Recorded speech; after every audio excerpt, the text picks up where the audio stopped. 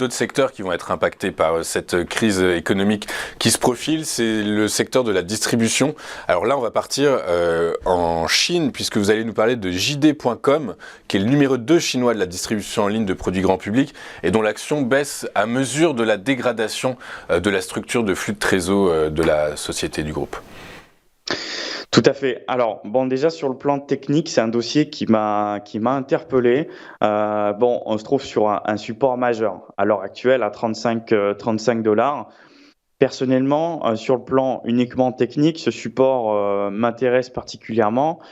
Maintenant, effectivement, bon, je vous ai montré un graphe hebdomadaire juste avant. On va passer donc sur un graphe journalier.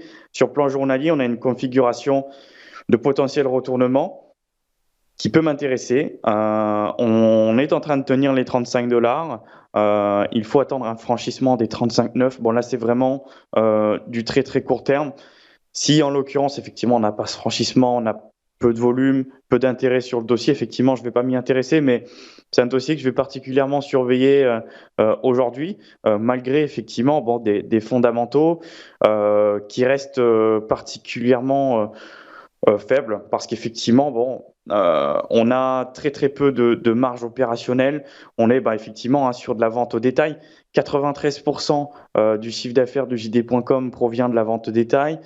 Et on a très très peu de marge. Bon, c'est un dossier qui est fragile sur le plan fondamental. C'est pas un dossier vis-à-vis duquel je vais m'y intéresser sur du long terme. Et on est très très loin, vous l'avez vu ici, des grosses marges qu'on peut voir sur le secteur du luxe. Hein. Ouais, très clair évidemment, hein, d'autant plus. Alors j'imagine que c'est beaucoup que les ventes de cette société sont tirées par la consommation intérieure chinoise. Or selon pas mal de données qui sont en provenance de l'empire du milieu, eh bien il semblerait que les consommateurs chinois soient plus enclins à épargner en ce moment que consommer. Du coup, ça ne devrait pas être un catalyseur. La consommation chinoise ne devrait pas être un catalyseur sur ce dossier. Du coup, vous nous conseillez quoi sur cette action, Slimane ?